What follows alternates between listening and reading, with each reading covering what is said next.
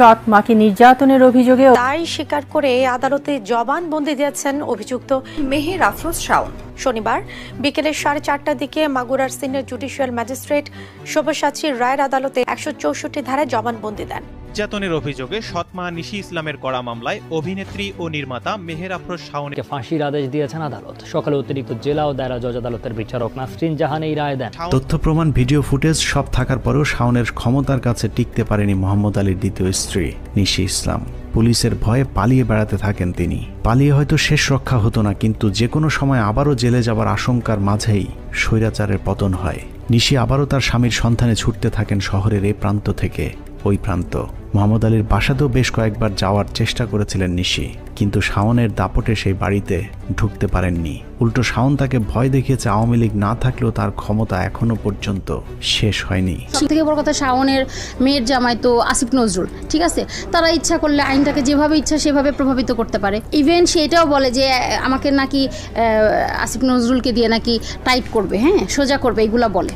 সৎ মাকে নির্যাতনের অভিযোগে দায় স্বীকার করে আদালতে জবানবন্দি দিয়েছেন অভিযুক্ত মেহের আফরোজ শাওন। সংবিধান অনুযায়ী কেউ যদি নিজের দোষ নিজে স্বীকার করে এবং নিজের ফাঁসি নিজেই চায়, তাহলে আইন অনুযায়ী কোনো এভিডেন্সের প্রয়োজন পড়ে না। হ্যাঁ, এই ঘটনা ঘটতে যাচ্ছে অভিনেত্রী কলঙ্কিনী মেহের আফরোজ শাওনের ক্ষেত্রে। কেননা ইতিমধ্যেই মেহের আফরোজ শাওন রিমান্ডে নিজের কুকর্মের কথা নিজেই স্বীকার করেছেন। এই মেহের আফরোজ শাওন রিমান্ডে গিয়ে যে তথ্যগুলো দিয়েছেন, যদি আপনি শোনেন তাহলে অবাক হয়ে যাবেন। কারণ তিনি এতদিন যে অপরাধ অপকর্ম করেছেন, পাশাপাশি নিজ মা বাবাকে অন্য মানুষ দিয়ে এবং নিজে সহ অত্যাচার অবিচার করেছেন, সেই বিষয়ে রিমান্ডে গিয়ে তিনি স্বীকার করেছেন। তো দর্শক, ভিডিও শুরুতে দেখেছেন শিরোনাম, এই বিষয়ে কিছু অংশ, এবার দেখবেন সম্পূর্ণ ভিডিও জুড়ে বিস্তারিত। তার আগে আমাদের চ্যানেলে যারা নতুন আছেন তাদের কাছে অনুরোধ, সাবস্ক্রাইব করে পাশে থাকা বেল আইকনটি চালু করে দেবেন। আর হ্যাঁ, আজকে সম্পূর্ণ ভিডিও না টেনে একটা লাইক দিয়ে দেখতে থাকুন। তো দর্শক, আসুন এবার আমরা দেখে আসবো এই আফরোজ শাওনকে ফাঁসির কাঠগড়ায় দাঁড় করেছেন। তার পূর্বে একটু দেখে আসবো এই আফরোজ শাওন এতদিন কি অপরাধ অপকর্ম করেছেন, সেই বিষয়ে নিজের কথা নিজের মুখেই তিনি স্বীকার করবেন। তথ্য প্রমাণ ভিডিও ফুটেজ সব থাকার পরেও শাওনের ক্ষমতার কাছে টিকতে পারেনি মোহাম্মদ আলীর দ্বিতীয় স্ত্রী নিশি ইসলাম। পুলিশের ভয়ে পালিয়ে বেড়াতে থাকেন তিনি। পালিয়ে হয়তো শেষ রক্ষা হতো না, কিন্তু যে কোনো সময় আবারও জেলে যাবার আশঙ্কার মাঝেই স্বৈরাচারের পতন হয়।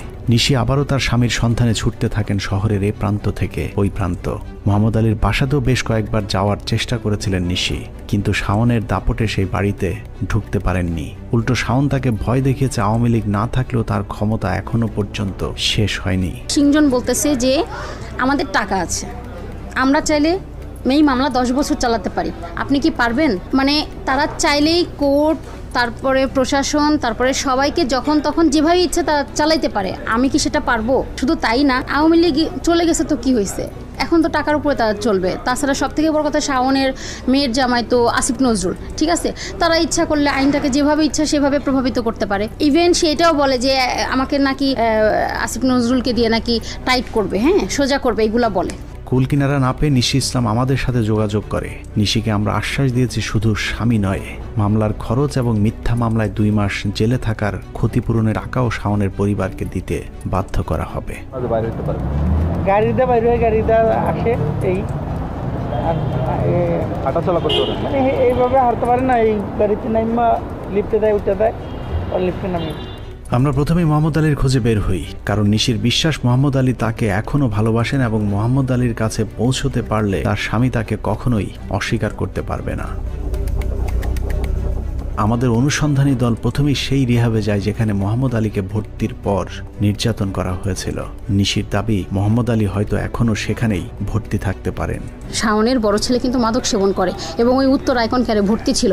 তার ছেলেকে ভর্তি করাইছে ঠিক একই জায়গায়, ওখানে গিয়ে তার বাবাকে ওইখানে নিয়ে ভর্তি করায়। সে প্রমাণ করতে চাইছে যে আমার বাবা মানসিক রোগী। তাহলে যখন মানুষ একটা মিথ্যা লুকাইতে যায়, 1000টা ভুল করে, তো শাওনের অবস্থা হয়েছে তাই।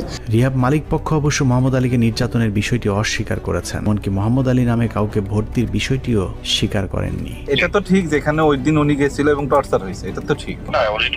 কোনো ধরনের টর্চার হয় নাই এবং উনি আসছিল কিনা এটাও আমি আপনার সাথে কি করছি না। প্রথমে মোহাম্মদ আলীকে ভর্তি করানোর বিষয়টি অস্বীকার করলেও পরে স্বীকার করেন যে মোহাম্মদ আলীর পরিবার তাকে মানসিক সমস্যার কথা বলে রিহাবে ভর্তি করে গিয়েছিলেন।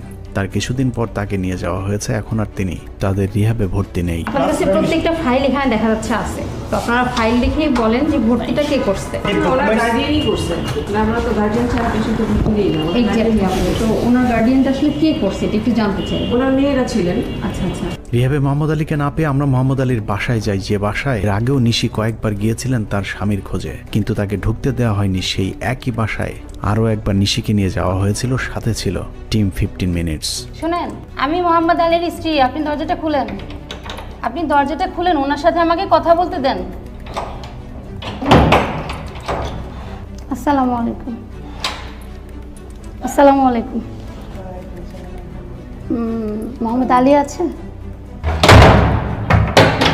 প্রথমেই বাধা দিতে ছুটে আসে শরীফ নামে শাওনের বাসার এক দারোয়ান। ওই দারোয়ানকে দিয়ে শাওনের পরিবার নিশিকে ধর্ষণের হুমকিও দিয়েছিল। তার ভয়েই নিশি আর ওই বাড়িতে মোহাম্মদ আলীর খোঁজ করতে যেতে সাহস পায়নি।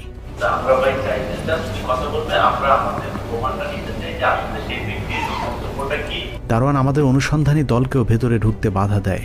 বাধ্য হয়ে আমরা গুলশান থানা পুলিশের সহায়তা নেই। 999-এ ফোন করলে কিছুক্ষণের মধ্যেই পুলিশ ছুটে আসে। হ্যালো, আসসালামু আলাইকুম। সকাল যাত্রীদের সমিতি ফলান থেকে বলছি, কিভাবে সহযোগিতা করতে। ঘটনাস্থলে গিয়ে সবকিছু জানার পর মোহাম্মদ আলীর দ্বিতীয় স্ত্রী নিশিকে নিয়ে পুলিশ ভেতরে যায়। পুলিশের সহায়তায় নিশিকে বাসার ভেতরে ঢোকার অনুমতি দেওয়া হলেও তার স্বামী মোহাম্মদ আলীর সাথে দেখা করার সুযোগ দেওয়া হয়নি। এটার জন্য জানো মানে কতদিনের নাগাদ দেখা করাবো? মেবি আ উইক, আপনি বলেন। Maybe a week or depending on this case. না, এতদিন না, মিনিমাম 5 দিন। হ্যাঁ, মানে 7 দিন না, মিনিমাম 5 দিন, 4 থেকে 5 দিন। আচ্ছা, আমিও একটা জিনিস আপনাকে রিকোয়েস্ট করব যে কাইন্ডলি আপনি কয়টা দিন একটু পেশেন্ট থাকেন, আমি দায়িত্ব নিচ্ছি, আমি দেখা করে দিচ্ছি। মোহাম্মদ আলীর দ্বিতীয় স্ত্রী কোনোভাবেই তার স্বামীর সাথে দেখা না করে ফিরে আসতে স্বীকৃতি জানালে শাওনের বোন বাধ্য হয়ে 5 দিন পর তার বাবার সাথে দেখা করানোর আশ্বাস দেন। ওনার কথাগুলো আমরা শুনেছি and maybe after some time we will sit down with her and try to listen to further what she has to say. উনি ওনাদেরকে সময় দিচ্ছেন, কয়েকদিনের ভিতরে, শর্ট টাইমের ভিতরে ওনার সাথে ওনাকে মিট করায় দিবে, এই প্রতিশ্রুতি ওনারা দিয়েছেন। আমার হাজব্যান্ড তো, আমি তো লিগ্যাল ওয়াইফ তার। হ্যাঁ, আমি তো তার লিগ্যাল ওয়াইফ। তাকে আটকায় রাখছে, আমার কাছে প্রমাণ আছে, বাট তারা দেখতে পাচ্ছে না কেন? 5 দিন পর রাজধানীর বনানীর একটি রেস্টুরেন্টে হাজির মোহাম্মদ আলী ও তার পরিবারের কয়েকজন, সেই সাথে তাদের আইনজীবীও সাথে ছিল। পুরো সাক্ষাতে যা আলোচনা হয়েছে তা আমরা গোপনে রেকর্ড করি। সেই রেকর্ড শুনলে এতদিন ধরে নিশি আর তার স্বামী মোহাম্মদ আলীকে নিয়ে যে ষড়যন্ত্র করা হয়েছিল তার সবকিছু পরিষ্কার হয়ে যাবে। আপনি কি আমার সাথে সংসার করতে চান? না, এটা সম্পর্ক ছিন্ন করতেছি। কে ছিন্ন করছে?